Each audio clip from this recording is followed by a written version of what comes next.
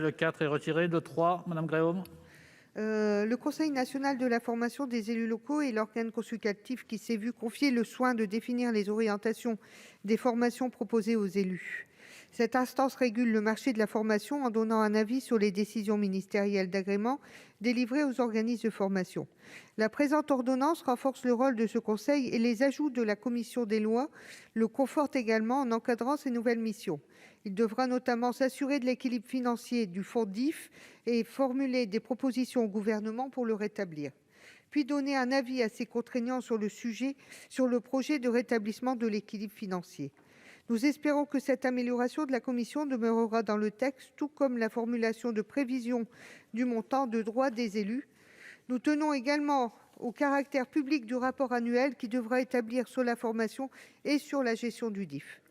Alors que ce conseil gagne en importance, nous sommes étonnés que le Gouvernement ait profité de la réécriture législative de son rôle pour supprimer la disposition qui prévoyait que le conseil était au moins pour moitié composé d'élus locaux.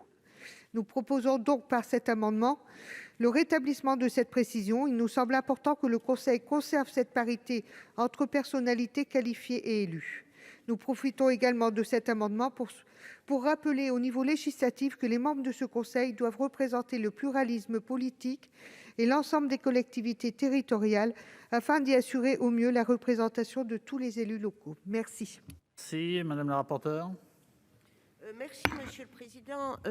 Ma chère collègue, vous évoquez là la nécessité de représentation de l'ensemble des thématiques dans leur diversité. Donc, ce sont d'abord les catégories de collectivités, la taille de collectivités. Dans la diversité, on a aussi les territoires métropolitains, mais on a les territoires d'outre-mer qui doivent aussi être représentés. Ce sont les associations d'élus qui vont faire les désignations, comme pour toutes les désignations, et que j'ai une petite difficulté, chers collègues, avec la représentativité politique. Parce que vous savez que dans la plupart des communes de France, les élus sont sans étiquette politique et ne veulent surtout pas en avoir.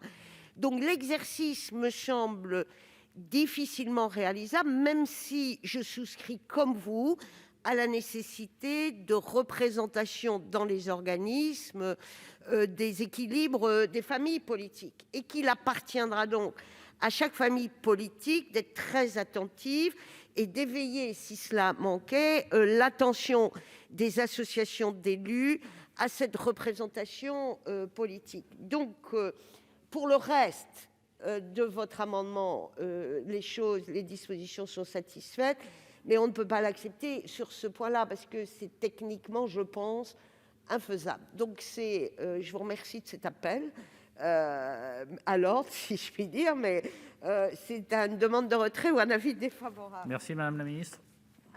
Alors, c'est exactement les mêmes arguments que la rapporteure. J'ajoute simplement une chose qu'elle ne peut pas faire, c'est que je m'engage à ce qu'il y ait 50% d'élus dans le décret que je prendrai. Je m'engage formellement. Merci. Madame Gréaume. Merci. Donc, il est retiré. Je vous remercie. Donc,